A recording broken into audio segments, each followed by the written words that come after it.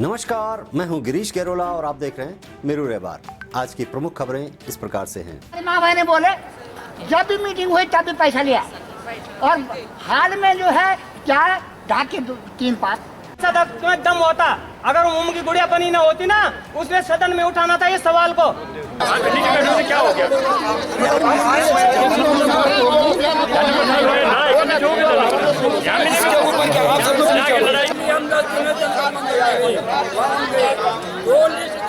हम था लेकिन आप लोग ने तो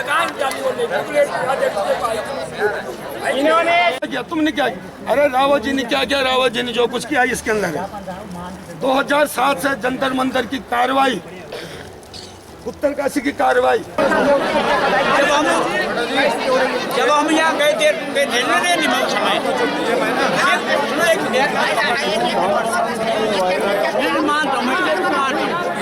कि हमारे अंदर एकता नहीं है, निकालनी पड़ेगी। एकता नहीं है, हम डीएम कार्यालय में जाएंगे, लेट जाएंगे, हम साले अभी हम राजमार्ग को जाम कर देंगे।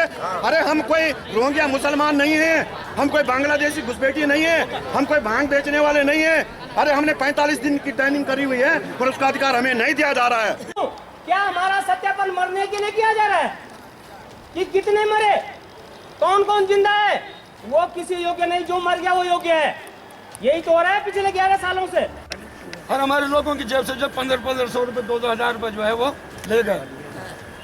मैं लोगों से बोलते रहा कि नहीं भाई, हमको पैसे की जरूरत नहीं, जिस दिन जरूरत होगी उस दिन आप सब लोगों के बीच में होगा। परंतु नहीं, हमारी किसी ने नहीं सुनी। 2,68,000 रुपये वो एक बार ले गया। उसके बाद में जब रेट बढ़ गए उसके तो 80-85 यहाँ से 5.5 लाख रुपए जो है वो 16 सालों से बताओ आज हमारी उम्र कितनी होगी, तब हमको ले जाते तो हम सीमा में पता नहीं क्या कर जाते। इसलिए हम ये चाह रहे हैं कि हम क्या करें, क्या तेरा मेरे गाड़ी चलाओ यहाँ पे, और रात को गाड़ी चलाते और कल बंद होते, तभी मिलेगी नौकरी। कभी लोगों को बोले नहीं, मैं जेल लेने तो आए, इतना यहाँ पे उतर रहे लोग। जो संगठन में आता है उसकी लिस्ट बनेगी, उसकी कार्रवाई आपकी बात परंतु जो आदमी 17 दिन तक वहाँ जंतर मंतर की ऐसे धूल में लेटा रहा, पड़ा रहा, जो मेरे साथी थे, उनका कहीं कुछ नहीं और वो फड़ के देना पड़ेगा। और बैज नंबर कहाँ बोले, बैज नंबर हम कहाँ से लें? याद है नहीं। अरे सुन लो, नंबर पता नहीं हो जाएगा। आप सुनो सही हो जाएगा, तो हवा में होगी। अब आता लोग तो ऐसे हैं कि जिनको पता ही नहीं। सुनो, अब तुम कह रहे हैं कि पेज नंबर नहीं होगा तो उनको नहीं मिलेंगे। मैं नहीं बोल रहा हूँ, वो फॉर्मेट बोल रहा है। जो खबर हमारी कार चाहता है ना, वहाँ चलाओ। माँ बहने बोले जब भी मीटिंग हुई तब भी पैसा लिया और हाल में जो है क्या ढाके 3-5 सदन में दम होता, अगर ओम की गुड़िया बनी ना होती ना, उसने सदन में उठाना था इस सवाल को। क्या हो गया?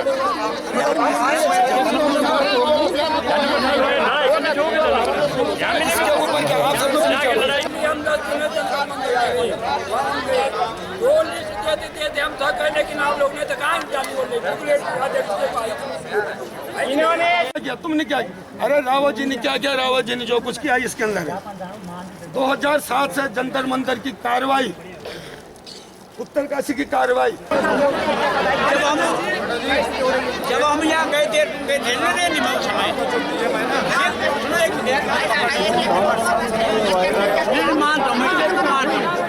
कि हमारे अंदर एकता नहीं है, निकालनी पड़ेगी। एकता नहीं है, हम डीएम कार्यालय में जाएंगे, लेट जाएंगे, हम साले अभी हम राजमार्ग को जाम कर देंगे। अरे हम कोई रोहिंग्या मुसलमान नहीं है, हम कोई बांग्लादेशी घुसपैठी नहीं है, हम कोई भांग बेचने वाले नहीं है। अरे हमने 45 दिन की ट्रेनिंग करी हुई है पर उसका अधिकार हमें नहीं दिया जा रहा है। क्या हमारा सत्यापन मरने के लिए किया जा रहा है कि कितने मरे, कौन कौन जिंदा है? वो किसी योग्य नहीं, जो मर गया वो योग्य है। यही तो हो रहा है पिछले 11 सालों से। और हमारे लोगों की जेब से जो 1500 रुपये 2000 रुपये जो है वो ले गए। मैं लोगों से बोलते रहा कि नहीं भाई, हमको पैसे की जरूरत नहीं, जिस दिन जरूरत होगी उस दिन आप सब लोगों के बीच में होगा। क्या सरकार गुरिल्लाओं को सरकारी नौकरी देने जा रही है? क्या गुरिल्लाओं का लंबा संघर्ष रंग लाने जा रहा है? क्या एक देश में दो कानून की लड़ाई लड़ने वाले एसएसबी प्रशिक्षित गुरिल्लाओं को उनका हक मिलने जा रहा है? जो नुमाइंदे बैठे हुए हैं वो सदन के अंदर क्यों नहीं हमारी बात को उठाते हैं कि क्यों इन गरीब गुरिल्लाओं को जो है तुम बार बार सत्यापन के नाम पर जो है गुमराह कर रहे हैं। ये सवाल इसलिए उठ रहा है क्योंकि गुप्तचर विभाग के द्वारा हर जिले में एसएसबी प्रशिक्षित गुरिल्लाओं की लिस्ट भेजी गई है और जिले से उनका सत्यापन करने के लिए कहा गया है। जैसे ही ये भनक गुरिल्लाओं को लगी तो वे लिस्ट में अपना नाम देखने के लिए दौड़ पड़े। उन्हें हैरानी तब हुई जब लिस्ट में उनके नाम ही गायब थे। वो इस तरह के लोग में मृतक ज़्यादा है सर, तो मृतक ज़्यादा है और उनमें भी ऐसा है जैसे किसी गांव से 20 लोग हैं, 20 लोगों में से उन लोगों का नाम लिस्ट पे है जो मृतक हो चुके हैं, नौजवानों का किसी का नाम नहीं है। तो ये पता नहीं कहाँ पे क्या कमी रह गई, किसने क्या कमी डाली। आपका नाम है लिस्ट में? मेरा नाम ही नहीं है। हम जो जितने लोग भी सक्रिय थे, हमारे जिलाध्यक्ष हो, परमखाल के हो, चिन्याली सोड़ के हो, पुरला के हो, उत्तरकाशी के हो, कहीं के भी है जो सक्रिय लोग हैं उनका तो नाम ही नहीं। आपका बैच नंबर है? बैच नंबर याद है सर? ट्रेनिंग हुई आपकी? बिल्कुल सर हुई। मेरा बैच नंबर 66 है।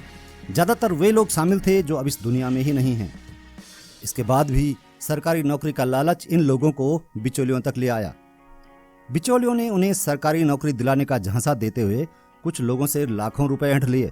जब जब जरूरत पड़ेगी गुरला जहाँ बोलेगा, गुरला तो बेचारा है, छेड़ो तो अंगारा है, ये बात आपके अंदर होनी चाहिए। ये बात होनी चाहिए कि नहीं किसी से भीख मांगते, हम अपना अधिकार मांगते। हम भिखारी नहीं है, हम अपना अधिकार मांग रहे। क्यों? हमको ट्रेनिंग दी गई। एसएसबी में वही भर्ती होता था जिसको ट्रेनिंग दी जाती थी। आज एसएसबी में कौन भर्ती हो रहा है? कहाँ से नया कानून बन गया? किसने बनवाया? हम सब लोग कहीं ना कहीं अगर हमारे अंदर बिखराव है, हम सब अपनी बुद्धि को बड़ा समझ रहे हैं, तो इसीलिए कई लोग आ रहे हैं, वो बोले मैं कोर्ट जा रहा हूँ, हम फटाफट दे रहे पैसा। क्यों दे रहे भाई पैसा? संगठन क्यों बना रखा है? तो अगर किसी अध्यक्ष ने या मैंने किसी को बोला कि जा वहाँ चला जा, पैसे दे, तो आज पकड़ो मेरे को। हमने तो उल्टा बनवाया उसको। मेरी एक बहन ने बड़े अच्छा वीडियो बनाया था जब उस जोगी को जो है वहाँ कोतवाली में ले रहे थे कि तू कैसे पैसे ले, और तब वो भी मेरे कुछ गुरला और वार्ड्स मैंने उसके पीछे लगी हुई कि ले मेरा ले तो छोड़ दो उसको।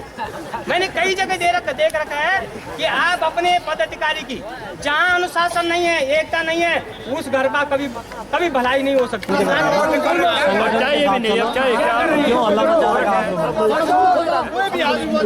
ऐसे में तितर हो जाएंगे सब। हम थक गए, लेकिन आप लोग ने तो कहा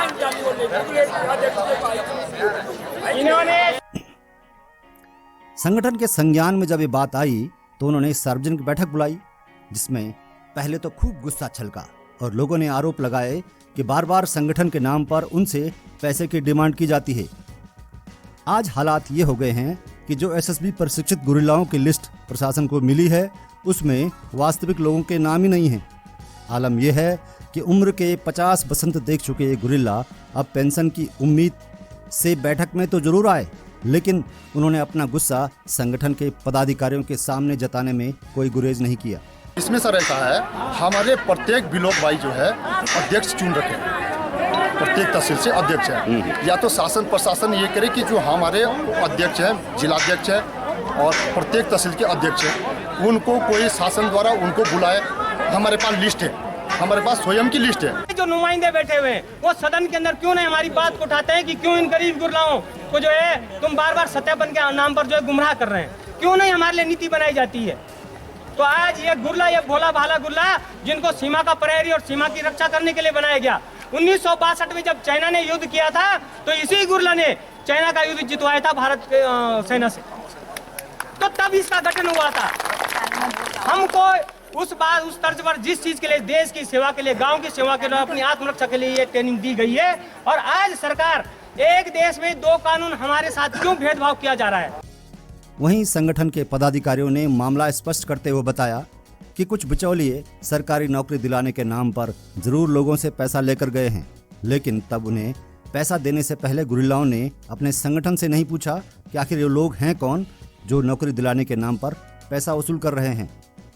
तो हम भी देख रहे हैं, कुछ लोग महसूस कर रहे हैं, ये बात बार बार आ रही है, कुछ लोगों को ठगा गया, पैसे लिए गए। वो लोग कौन थे, क्या स्थिति? वो जो लोग बिचौलिया टाइप के थे, जिन लोगों ने कहा कि मैं हाई कोर्ट जाता हूँ, मैं सुप्रीम कोर्ट जाता हूँ, उनसे पैसा ले लिया, उन लोगों ने, इन भोली भाले लोगों ने, इन लोग जो है कुछ इन लोगों ने भी सोचा कि शायद हमारा काम किसी प्रकार हो जाए, लेकिन वो पैसा ले गए और इन लोगों का जो है किसी प्रकार का कोई काम नहीं, ना इनकी कोई रिट दायर की गई है।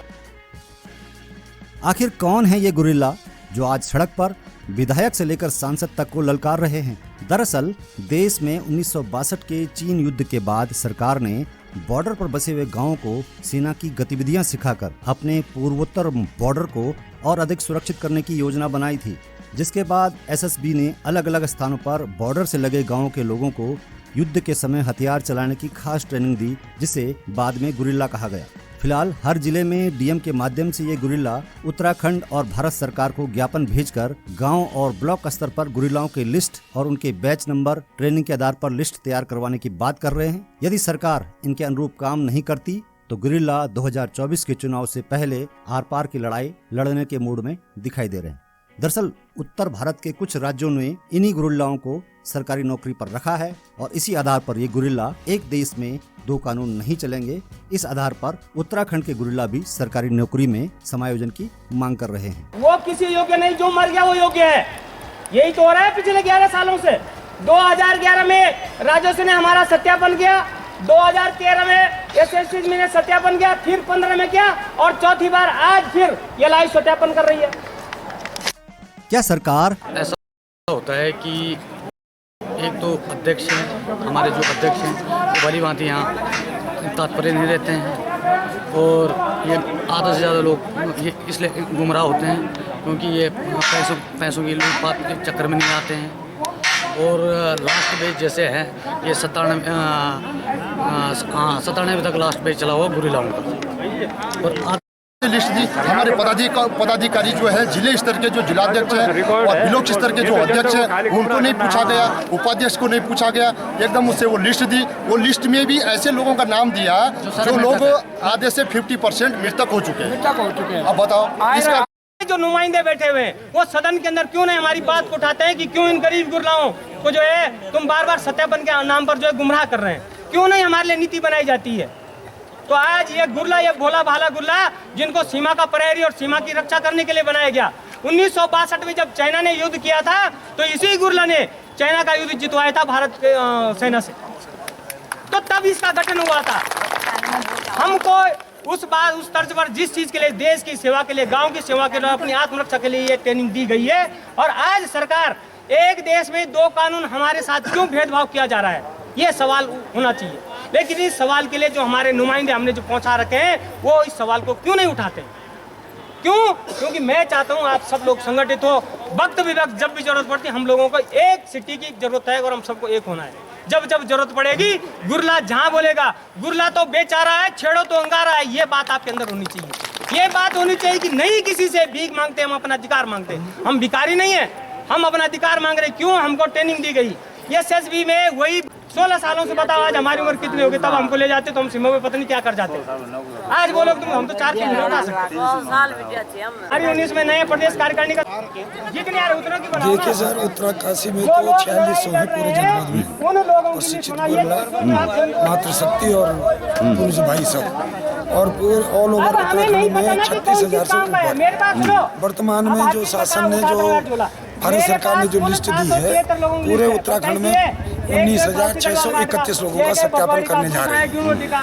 उसमें से ये है कि गुरिल्ला, ये सरान और ग्वालदम की लिस्ट है, जबकि हमारे साथ में पौड़ी की जो हमारी वार्ड बहनें हैं, माताएं हैं, उनका किसी का नाम ही नहीं है उस सूची में।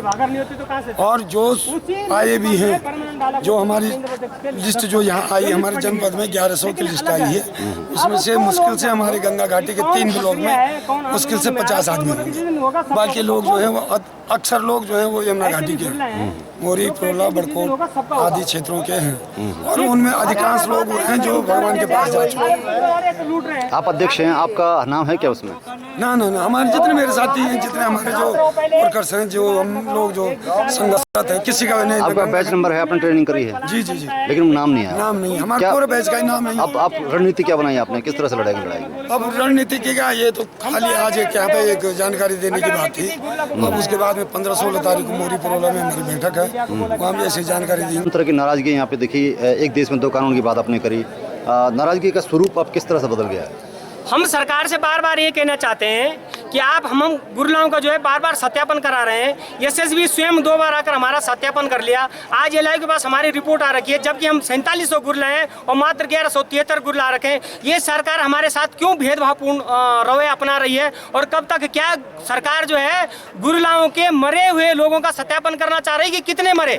हम सरकार से ये पूछना चाहते हैं। और हमारा सबसे बड़ी नाराजगी इस बात की है कि नागालैंड के गुरलाओं को जो है इन लोगों ने 3 प्रकार की सुविधा दी और उत्तराखंड के गुरलाओं को क्यों नहीं सुविधा दे रहे हैं? हमारी जो वार्ड्समैन है, सरकार ने इन लोगों की किस प्रकार की लिस्ट भेजी जो वार्ड्समैन ने छोड़ दी? आज हमारी यही नाराजगी है कि सरकार हमको तुरंत सत्यापन दे और जिस प्रकार से हमारी 3 मांगे हैं उन्हें पूरी करो, वरना हम किसी उग्र आंदोलन के लिए बाध्य हो जाएंगे। जो यहाँ पर जो उम्र के लोग दिखाई दे रहे हैं, बड़ी उम्र के लोग ज़्यादा दिखाई दे रहे हैं, वो क्या है, मतलब नौकरी लगेंगे? आपकी 3 मांगों में क्या है, किस तरह के? हमारी सरकार से पहले से मांग थी कि जो 45 साल तक के गुरला हैं उनको सरकारी सेवाओं में लिया जाए, उसके शैक्षिक योग्यता के आधार पर, उसके शारीरिक क्षमता के आधार पर, और जो 45 साल से पार गुरला बुजुर्ग हैं उनको सम्मानजनक पेंशन मिले, और जो हमारे आश्रित हैं उन आश्रितों को जो है आर्थिक सहायता दी जाए नागालैंड की तर्ज के आधार पर। और सरकार ने हमारी बात को सुना और सरकार इस बात को जानती है कि जो एसएसबी गुरला है इनको हम लोगों ने जो इन्हें एसएसबी ने ट्रेनिंग दी, इसलिए दी कि जब जब सीमा पर बाहरी लोग जो है हमारे पर वो वार करेगा तो ये गुरला को जो है ट्रेनिंग दी गई थी कि हम जो है अपने देश की और अपने गांव की और अपनी आत्मरक्षा कर सकेंगे। अभी कोई किसी विभाग में लगे हैं क्या कहीं? हमारे कैसे कहते हैं ऊंट के मुंह में जीरा देने वाली बात सरकार ने की। प्रत्येक न्याय पंचायत स्तर पर कृषि विभाग में जो है एक सहायक लगाया गया और सरकार ने हमारे लिए 5-6 विभाग खोले थे, जैसे जो है कैंपा हो गया और इको टास्क फोर्स हो गया, गंगा नमामि गंगे हो गया, ऐसे कई 5-6 विभाग खोले थे कि वहाँ गुरलाओं को पीडब्ल्यूडी में समायोजित करने के। हमारे पास उसका शासन आदेश है कि इनको समायोजित, लेकिन किसी गुरला को समायोजित नहीं किया। अभी जिस तरह से जो है ये लेन देन का मामला चल रहा है उत्तराखंड में यही हुआ और जिन्होंने पैसा दिया वही लोग उन विभागों में लगे, गुरला नहीं लग पाए। अभी बात आ रही है कि 10,000 लोगों को लगना है, कोर्ट से ऐसा कुछ आएगा, वो क्या मसला है? वो अभी हाई कोर्ट ने 3 अगस्त 2022 को जो है शासन एक सरकार के लिए जो एक फैसला दिया कि 18,000 गुरला समायोजित होंगे, लेकिन आज तक एक भी गुरला नहीं। हाई कोर्ट इस देश को तो कोर्ट चला रहे हैं, ये नेता क्यों बने हमारी समझ में, लेकिन 18,000 गुरलाओं की बात की है हाई कोर्ट ने 3 अगस्त को, लेकिन आज तक एक भी गुरला नहीं लग पाया। ये सारे गुरला ठगे हुए हैं और अपने आप को ठगा हुआ महसूस कर रहे हैं। आज इनका सरकार से और इस देश से विश्वास उठ चुका है कि इस देश के अंदर जो है 2-2 कानून और 2-2 नीतियां बनती है। अच्छा, ठगा हुआ तो हम भी देख रहे हैं, कुछ लोग महसूस कर रहे हैं, ये बात बार बार आ रही है, कुछ लोगों को ठगा गया, पैसे लिए गए। वो लोग कौन थे, क्या रणनीति क्या थी? आज हमने 7 में से कुछ गुरलाओं को भारत भ्रमण पे भी ले जाता था और उन्हीं गुरलाओं को एसएसबी में लिया जाता था। साल भर में तो उसके बाद हम लोगों से 3 बार की जो है रिफ्रेशर कोर्स किया जाता था साल भर में, जिसमें हमको जो है पैसा मिलता था, वर्दी मिलती थी, जूता मिलता था और वहीं वो अपना कैंप लगाते थे। और आज जो है 2002 से गुरलाओं को किसी प्रकार की कोई सुविधा नहीं मिल रही है और 2003 में इन्होंने नागालैंड के गुरलाओं को जो है 3 प्रकार की सुविधा दी। उसी तर्ज पर गुवाहाटी हाई कोर्ट के तर्ज पर उत्तराखंड के गुरला 6 अगस्त से आंदोलनरत है। क्या अब आप लोग फिर आंदोलन करेंगे या फिर सुप्रीम कोर्ट? बिल्कुल, हम जो है किसी उग्र आंदोलन के लिए बाध्य होंगे। हमको किसी भी प्रकार की अगर कोई हमको क्षति पहुंचाता है पुलिस द्वारा या किसी शासन द्वारा तो इसके लिए भारत सरकार जिम्मेवार होगी और हम तो सड़कों में उतर कर अपनी अहिंसात्मक तरीके से, जिस तरह से भारत का जो कानून है, हम अपनी बात, जैसे राष्ट्रपति महात्मा गांधी जी ने जब अंग्रेजों को से जो है अहिंसात्मक तरीके से अपनी मांगे मनवाई, हम इस भारत सरकार में जिनको हमने बनाया हुआ है उनसे हम जो है अपनी 3 मांगे मनवाने के लिए पुनः उनके लिए आंदोलन के लिए बातें, और ये सब आंदोलन के लिए राजी हैं।